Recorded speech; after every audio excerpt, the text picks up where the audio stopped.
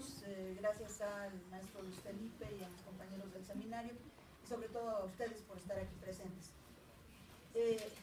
Del imperialismo a la modernidad, las agencias de noticias en México. En la anterior edición de este coloquio que celebra el Seminario Permanente de Estudios sobre la Prensa en México, expliqué la definición, el origen, los tipos y el funcionamiento de las agencias de noticias a nivel mundial. Se me hizo notar entonces, y con justa razón, que no abordé la existencia de las agencias de noticias en México. Aprovecho esta ocasión para saldar mi deuda con el tema, pero en honor de quienes no estuvieron presentes hace 2 años, hago un resumen somedísimo de aquella exposición para que sea comprensible la preparada para esta edición. Las agencias de noticias son uno de los aspectos de la prensa menos conocidos por el público, pues recolectan información que no llega directamente a este, sino que es vendida a otros medios de comunicación para su reelaboración y uso. Sus abonados o suscriptores son, además de los periódicos y revistas, noticiarios de radio, televisión e internet. Son empresas cuyo carácter puede ser público o privado, lo cual determina la línea editorial de fondo al verse o no obligadas a respaldar al gobierno del lugar donde se asientan y a poseer más intereses políticos que comerciales o viceversa. Las empresas informativas denominadas agencias de información o agencias de noticias son, en pocas palabras, medios de comunicación que trabajan para otros medios de comunicación, distribuyendo contenidos. En definitiva, se trata de mayoristas informativos que se vuelven rentables porque una noticia producida por un corresponsal es vendida a cientos de suscriptores.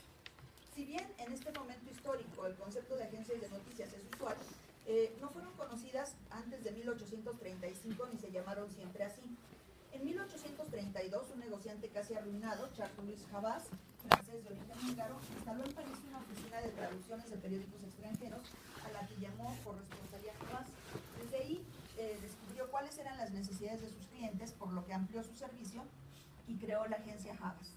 El concepto de agencia de noticias, cito, se debe a Charles Havas, quien fundó en 1835 con sus socios Paul Julius Reuter y Bernard Wolff la agencia a la que dio su nombre. El servicio se basaba en palomas mensajeras y telegramas. Más tarde se incorporaron los mensajeros a caballo y botes que recogían en alta mar las noticias que traían los buques. La historia inicial de las agencias de noticias fue complicada. La empresa había crecido en solitario durante más de una década, pero la separación de sus socios, Reuter y Wolff, planteó a Havas un nuevo modo de trabajar, pues estos abrieron cada uno su propia agencia. Wolff en 1849 y Reuter en 1851.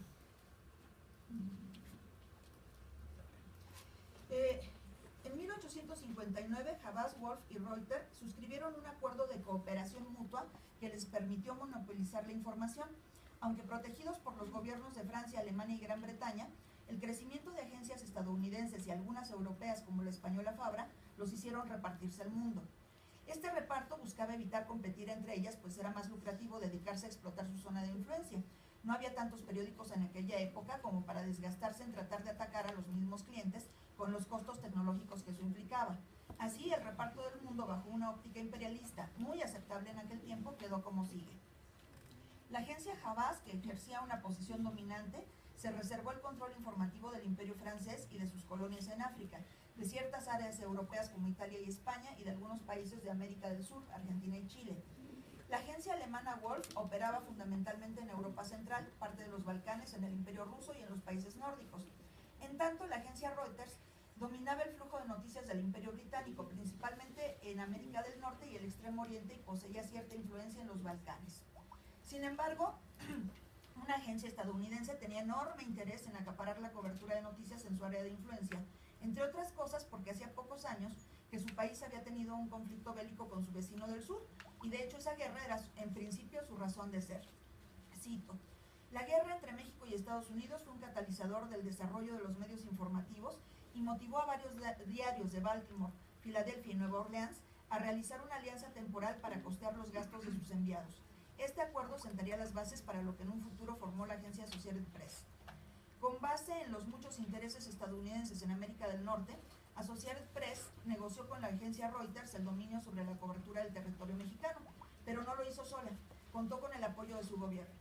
La presión que ejercieron juntos contra las agencias europeas permitió romper parte del acuerdo al quedarse con la exclusividad de la distribución de las noticias en Norteamérica, aunque debió renunciar a la posibilidad de penetrar en Europa y América del Sur.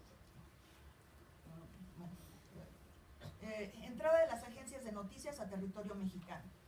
Por supuesto que en el último cuarto del siglo XIX y bajo una mentalidad colonialista, México fue el único país no consultado al respecto. En lo informativo nos habíamos convertido en propiedad de los Estados Unidos.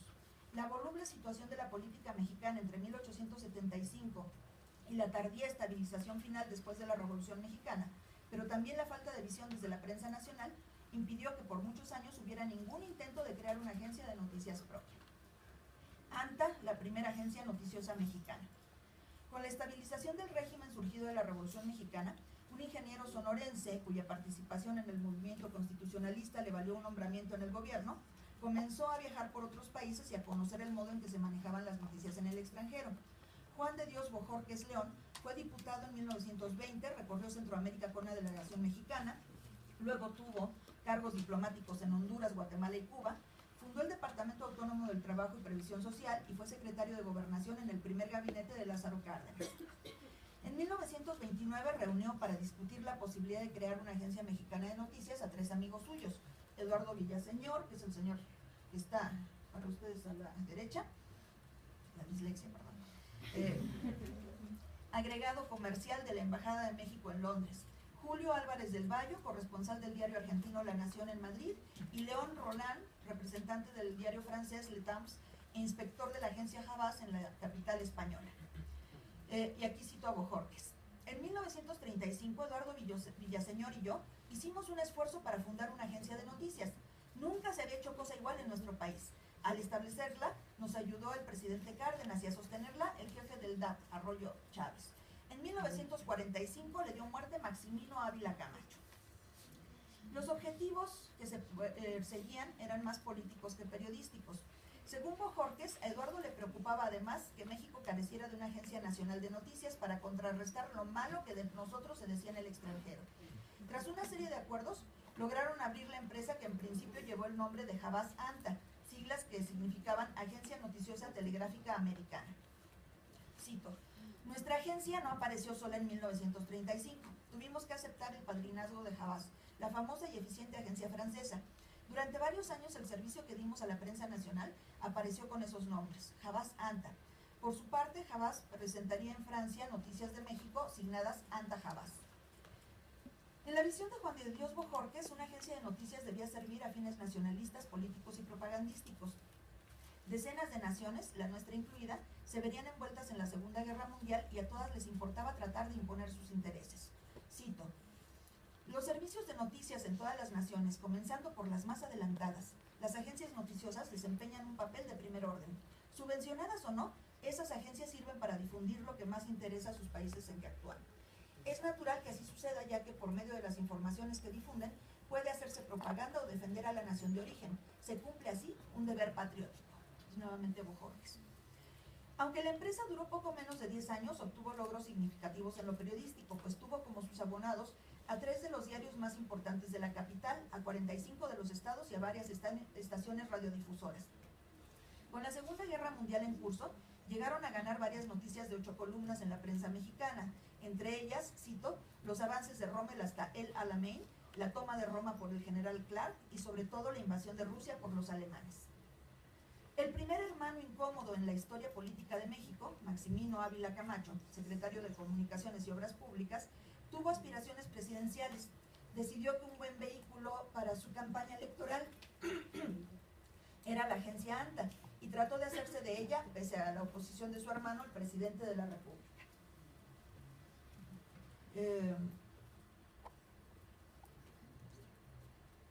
No estoy adelantando con el aparatito.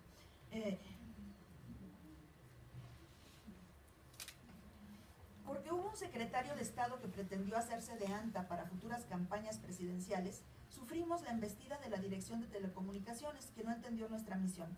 Se acabó ANTA, a pesar de que el presidente Ávila Camacho parecía decidido a que subsistiera. De lo anterior puede desprenderse que, lejos de ser un negocio independiente y rentable, ANTA era una empresa periodística cuya existencia estaba ligada a los caprichos del poder, y uno de ellos le dio fin. Con todos sus objetivos políticos, propagandísticos y patrióticos, como los llamó Bojorquez León, no pudo evitar contagiarse del entusiasmo por ganar la noticia, por ser publicado en primera plana, y lo deja entrever cuando comenta el final de esa primera agencia mexicana de noticias. a la que luego los libros de periodismo mexicanos prácticamente borrarían de la historia. Cito: pero nada se pierde. Aquel esfuerzo inicial un día dará frutos. Vendrán otros hombres con mayores energías y mejor apoyados, que podrán establecer y sostener, contra viento y marea, la gran agencia mexicana de noticias con proyecciones internacionales. No hay que desesperar, ese día vendrá. No viviría para verlo. Murió en 1967, un año antes de la fundación de Notimex. En las 3 páginas breves que Bojorquez dedica en sus memorias a narrar su aventura periodística, hay otros 2 datos interesantes que deben rescatarse. El primero es que su ejemplo cundió, aunque la historia del periodismo mexicano no lo haya recogido. Se trata de la agencia radiofónica Trens, cuya historia dejaremos a quienes investigan los medios electrónicos por no pertenecer al ámbito de la prensa, que es el objeto de este seminario. Cito: por ser de justicia, hemos de mencionar también a la agencia Trens, que con un programa más limitado que el de ANTA, fue de las primeras en usar la radio como medio de difusión informativa. El otro dato de interés, sin duda, es el modo en que se trabajaba en aquella primera agencia mexicana de noticias. Cito nuevamente: tuvimos un buen cuerpo de redactadores, de redactadores en ANTA. Cómo lamento no recordar a todos nuestros radiotelegrafistas, que capitaneados por Ramón Clavijo, fueron nuestros más estimados colaboradores por el interés y entusiasmo que pusieron para captar las noticias de Javas, que a veces nos venían entrecortadas o en claves difíciles de descifrar. Y es que en tiempos de guerra la información era cifrada.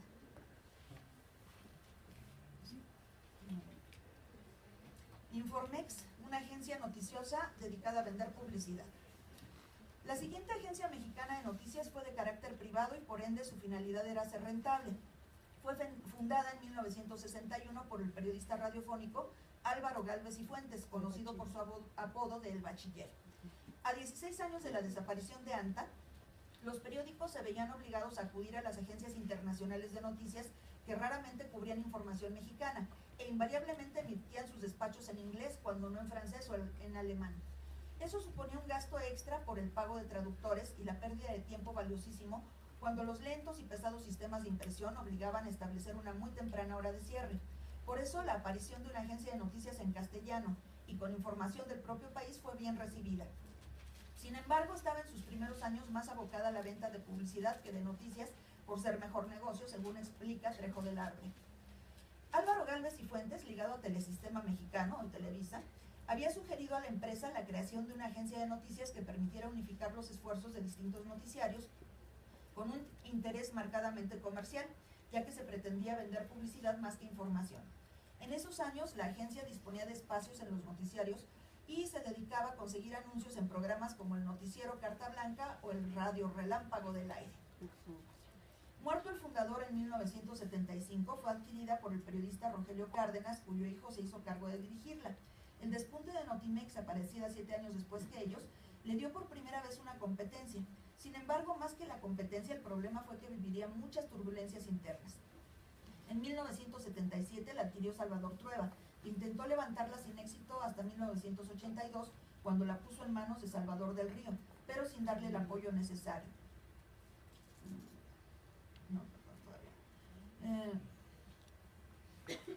Ante el fracaso, en 1983 fue nuevamente vendida ahora a Ángel Lozada, dueño de los supermercados ya desaparecidos también, Gigante, posiblemente con el fin de colocar sus utilidades en un negocio que, aunque era de bajo rendimiento económico, le evitaba declarar esas ganancias y tener que pagar impuestos sobre ellas.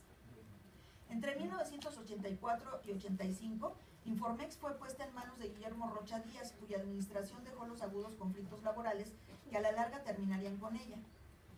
Presiones, discriminación, favoritismo ocasionaron que su sindicato se declarase en la asamblea permanente. A ello hay que añadir el fuerte endeudamiento de la empresa.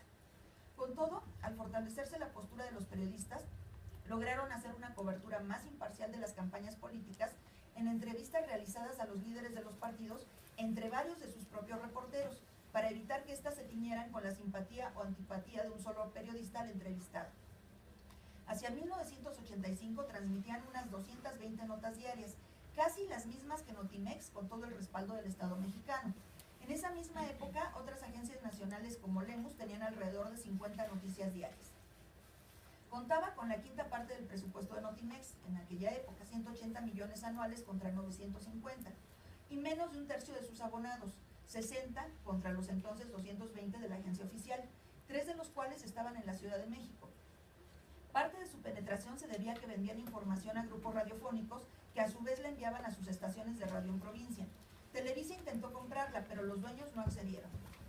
Finalmente, sus problemas laborales y su endeudamiento acabaron con ella. Una agencia fantástica, la inexistente y costosa Amex. La creación de agencias de noticias ha respondido en México a toda clase de intereses, a veces hasta periodísticos. Prueba de ello fue la creación de la agencia Amex en 1968, que contó con un gran presupuesto, pero cuya función era básicamente, cito, de orden político. Su objetivo era apoyar las candidaturas de Alfonso Corona del Rosal y Emilio Martínez Manatú, quienes contenderían por la presidencia en 1970. Estuvo dirigida por Luz María Díaz Caneja y fracasó por su falta de infraestructura en comunicación, más no por falta de recursos económicos. Nunca tuvo suscriptores, asegura Norma Rosa Saldaña Valdés. Otra de las causas de la desaparición de Amex fue la acusación de que mantenía nexos con la Agencia Central de Inteligencia de los Estados Unidos, por sus siglas en inglés, la CIA. La agencia Amex se vio involucrada con un asunto de espionaje en Venezuela en el que estaba relacionado Guyana. Cabe destacar que en ese momento el secretario de Gobernación era Luis Echeverría Álvarez, también contendiente y luego candidato a la presidencia de la República, y quien justamente en esa época era agente de la CIA bajo el nombre del Itempo 8, como reveló Wikileaks en 2013. Perdedores Manatú y Corona del Rosal, la agencia Amex fue cerrada debido a la postulación de Luis Echeverría, cuya campaña estuvo apoyada en Notimex.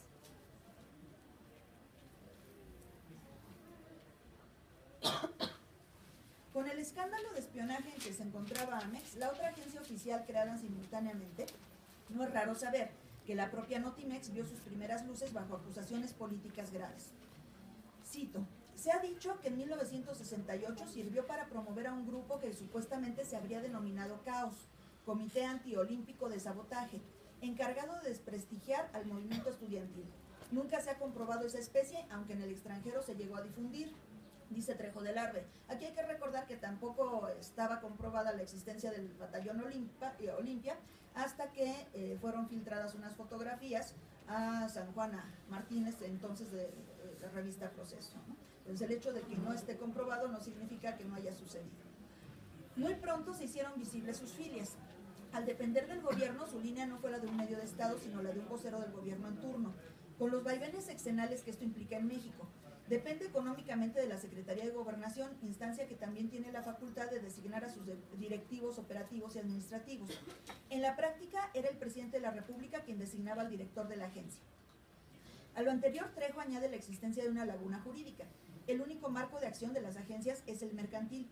Como no publican la información, pueden saltarse la ley de imprenta, y la responsabilidad se transfiere al cliente que sí la da a conocer. Obviamente el cliente dice, yo no fui, fue Notimex. Ello también permite desvincularlas de una supervisión social o estatal, pues no hay un marco legal del cual partir. Trejo deduce que esa laguna puede ser para no molestar a las agencias extranjeras, al fin que las pequeñas agencias locales y nacionales o carecen de penetración e influencia o son oficiales. Hay que decir que los inicios de Notimex no fueron fáciles, explica Saldaña Valdés. Según su mismo manual de operación y estilo editorial, en la década de los 70 la agencia empezaba a crecer y otorgaba servicios a prensa, radio y televisión. Sin embargo, solo contaba con pocos suscriptores. Los periódicos no confiaban en la información proveniente de la agencia. En 1976, 8 años después de fundada, solamente tenía 6 suscriptores, 8 años después, a pesar de que sus servicios eran muy baratos.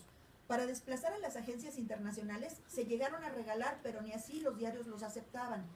Cito, por eso se asegura en los estados, muchos periódicos ni siquiera gratis aceptan sus servicios, pero se llega al grado de obligarlos con amenazas, con decirle al gobernador que les quite la publicidad si no aceptan el servicio de Notimex. Y entonces, en los estados, los teletipos de Notimex están desconectados o sin usar, porque a los diarios locales no les interesa lo que consideran simple propaganda. Y esa visión no atañía solamente a las campañas políticas en las que participaba activamente la agencia, sino a todas sus informaciones. Sus ingresos por venta de servicios eran por tanto inexistentes. Todos sus recursos provenían del erario y a este se debían, pero entre más se debían a él, más oficialistas eran sus noticias y menos se las compraban. Parecía un círculo vicioso irrompible. Trejo nuevamente.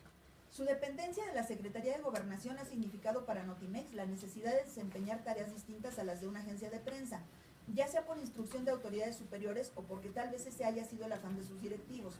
En una ocasión reciente se supo, por ejemplo, que Notimex había transmitido al secretario de Gobernación un telex confidencial acerca de los posibles inculpados en el asesinato de un ganadero veracruzano ocurrido en 1985. Evidentemente, mandarle a Gobernación información confidencial en exclusiva sobre asuntos de seguridad no es una labor periodística. Todas las noticias que se elaboraban en Notimex debían pasar por una serie de filtros que iban más allá de lo que en periodismo se conoce como gatekeepers. No se trataba solo de cuidar la corrección ortográfica y de sintaxis o de evitar noticias repetitivas, sino de que sus noticias fueran siempre favorables al Partido Revolucionario Institucional PRI. En caso de que se trate de una información delicada, como fue la muerte del supuesto primo del candidato a la presidencia por el PRI, Francisco Labastida, cargo que el sinaloense ocupó en el periodo de noviembre del 99 a 2 de julio del 2000, la nota tendrá que ser consultada con el subdirector de información y el de redacción. De ahí la nota tendrá que ser revisada por la Dirección de Operaciones Nacionales o Internacionales, según sea el caso, para que se le dé el visto bueno. Si la información lo requiere, como fue el asesinato de Luis Donaldo Colosio, ocurrido el 23 de marzo de 94, solo por mencionar un ejemplo, la nota tendrá que ser revisada por el director general de la agencia, quien a su vez la consulta con la Secretaría de Gobernación o directamente con la Presidencia de la República. Si para evitar que las noticias delicadas puedan molestar a alguien se deben enviar incluso a la Presidencia, no solamente la objetividad, sino hasta la oportunidad de las mismas se veía afectada. ¿Cómo competir contra la velocidad de las grandes agencias internacionales de noticias si hay que esperar a que el secretario de Gobernación o el presidente le den el visto bueno a la nota? Y hay otra implicación más, la censura a sus periodistas. La reportera Débora Montesinos acudió a cubrir la firma de un pacto de estabilidad económica entre el gobierno del presidente Ernesto Zedillo y los empresarios tapatíos en plena crisis del 95. Se le pidió a las cúpulas empresariales que signaran la nueva medida para demostrar la unidad nacional en torno al nuevo mandatario. Los empresarios de Jalisco, 94% de ellos pequeños o medianos, y endeudados hasta las cachas en dólares, firmaron el pacto, pero de manera condicionada. Y aquí cito, la nota de ese hecho se consignó en la entrada. Los empresarios de Jalisco firmaron el pacto de manera condicionada. El envío de esa nota a las oficinas centrales en la Ciudad de México derivó en una visita a Jalisco del director de Notimex, Medina Viedas, quien quería conocer a la reportera desestabilizador. Montesinos fue cuestionada por un molesto director que insistió en razones de Estado para no publicar cualquier información que pusiera en duda alguna las actividades del gobierno federal, pero nunca hizo referencia a razones periodísticas que impidieran la publicación de hechos reales. En no pocas ocasiones, Medina y sus subalternos de la Dirección de Operaciones Nacionales intentó que al menos en la Regional Centro se falsearan notas, que se inventaran sondeos entre los ciudadanos para favorecer a los candidatos del PRI en algún proceso electoral, tal como ocurrió cuando el PAN ganó la gubernatura de Jalisco y Guanajuato, y cuando el PRD obtuvo las principales alcaldías de Michoacán. Más aún, como parte de su experiencia personal como reportera de la agencia, Norma Rosa Saldaña expone en su tesis que su cobertura de derechos humanos no solo era desechada cuando la información provenía de organizaciones no gubernamentales, como el Centro de Derechos Humanos, Fray Bartolomé de las Casas, quienes abordan la situación de los desplazados en Chiapas y los abusos que el ejército comete contra ellos. Esas organizaciones, aquí cito, se adelantan a decir que informarán a los observadores internacionales en derechos humanos que vienen a México. Notimex no difunde esa información a través de su hilo, pero la deja para consumo interno, es decir, que el reportero, en vez de realizar su actividad periodística, sirve como oreja, pues esa información va directamente a la Secretaría de Gobernación. El mejor momento de la agencia ocurrió durante la administración de Raimundo Riva Palacio, que a diferencia de Medina Viedas y otros directores de la agencia, sí era periodista. Ni él pudo escapar de la censura a la que el gobierno sometió a la agencia. En diciembre de 1989, el jefe de la Gran Comisión de la Cámara de Diputados, el priista Guillermo Jiménez Morales, había adquirido con recursos públicos relojes Rolex de $1,000 la pieza como regalo navideño para cada uno de los legisladores de todas las fracciones parlamentarias. En total, sumaban más dinero que el presupuesto anual de la Secretaría de Turismo. Riva Palacio escribió un editorial en el que cuestionaba el estratosférico gasto. A los pocos días fue removido de Notimex y Carlos Salinas de Gortari nombró en su lugar al chileno Pablo Iriar Levert, sobrino de Lucía Iriar, la esposa de Augusto Pinochet. con quien trabó amistad luego Salinas, luego de que cubriera su campaña electoral. No fue gratuito que Iriart abriera una oficina de Notimex en Santiago de Chile. A ese respecto, Avilés apunta en su blog. Está la captura de pantalla del blog. Lo que Arreola no dijo acerca de este supuesto exiliado chileno que a fines de los 70 vino a México, dizque huyendo de la dictadura militar de su país, es que en realidad es el sobrino favorito de Lucía Iriart, la esposa hoy viuda del general Augusto Pinochet. Cuando gracias a sus ligas con Salinas de Gortari, Pablo fue directivo de Notimex y decidió montar una oficina de la exagencia oficial del gobierno mexicano en Santiago de Chile en 1990, la esposa del asesino dictador que estaba todavía en el poder le prestó uno de los locales más elegantes de aquella ciudad. Pablo Iriart debería escribir alguna vez de su queridísima tía, la bruja que dormía con el gorila que mató a Salvador Allende. Y ahí está también un tweet en el que hablan de una araña, no lo alcanzan a leer, dice: descubren en Chile una araña altamente venenosa emparentada con las viudas negras, y Jaime Avilés señala, por ejemplo, con Lucía Iriart, viuda de Pinochet, tía de Pablo Iriart Levesque.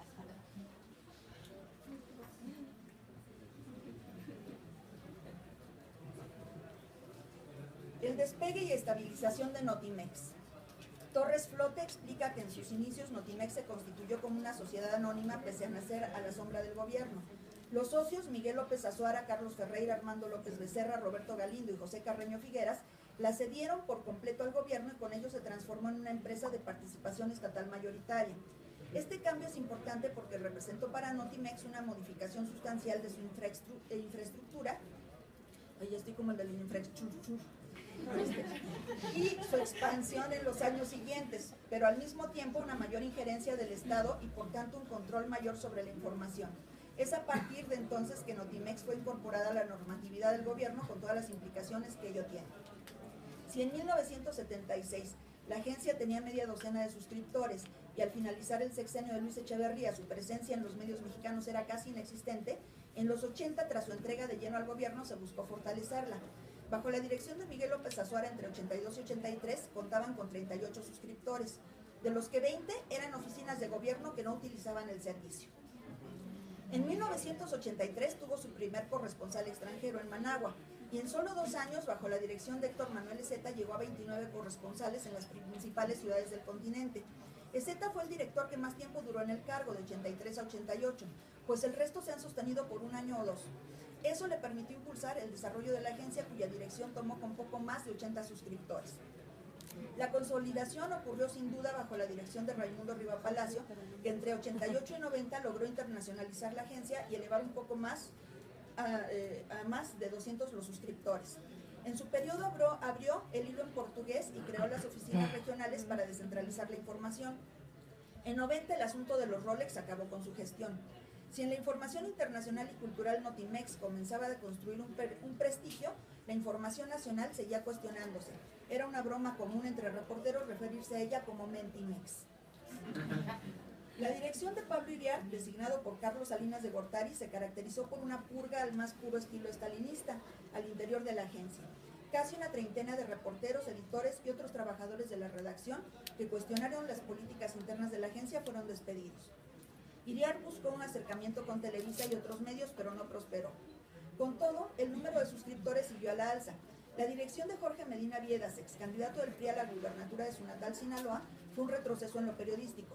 Político y no periodista, dirigió la agencia con criterios oficialistas extremos. Decir la verdad se convertía en sinónimo de complot, de una campaña para desestabilizar al país. Para 99 la agencia contaba ya con unos 700 suscriptores y algunas corresponsalías en Europa. Uno de sus logros fue vender su información a los medios hispanos de Estados Unidos.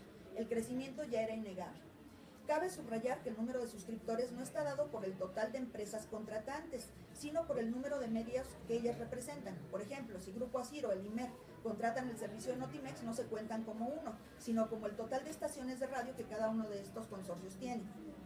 Con menos de un centenar de abonados, como se les llama a los suscriptores o clientes, en la década de los 70, aunque ya con 19 en Estados Unidos, hoy cuenta con 450 suscriptores en México y el extranjero, y muchos de ellos con cadenas informativas elevan a más de 1000 el número de usuarios potenciales.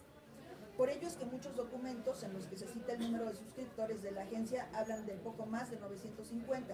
Con todo, hay que señalar que Notimex ha alcanzado ya la categoría de una agencia de noticias internacional. ¿Ya? Bueno, entonces, nada más menciono rápidamente. Otras agencias de noticias como Lemus, que es particular y se dedica más a la cuestión de venta de publicidad. APRO, que tuvo un antecedente que fue CISA, la cual tronó cuando el primo de Julio Scherer, López Portillo, que estaba muy indignado con él por no unirse al coro de alabanzas, hasta le espetó aquello de no pago para que me peguen, y hizo que le retiraran toda la publicidad. A CISA tronó, pero después abrieron APRO, que es la agencia que todavía mantienen. Hubo también una agencia por parte de Excelsior, pero aquí tenemos un problema con estas agencias. Por ejemplo, la de Reforma, la de el Universal, etcétera, es que no son propiamente agencias, sino que la información que sus reporteros producen para los periódicos simplemente se les vende a suscriptores, que son casi siempre periodiquitos muy pequeños de provincia que no tienen con qué llenar sus planes. That's all, folks.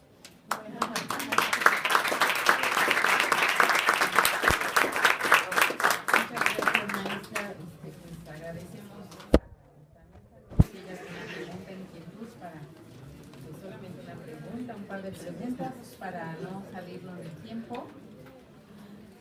Muchachos, aprovechen que estamos de oferta hoy con nuestros ponentes, en verdad. Exploten la información. ¿No? ¿Ninguna? Bueno, pues entonces daríamos cierre a esta mesa. Agradecemos muchísimo que estén con nosotros y los invitamos después de unos minutos a continuar con la siguiente mesa. Muchísimas gracias, chicos.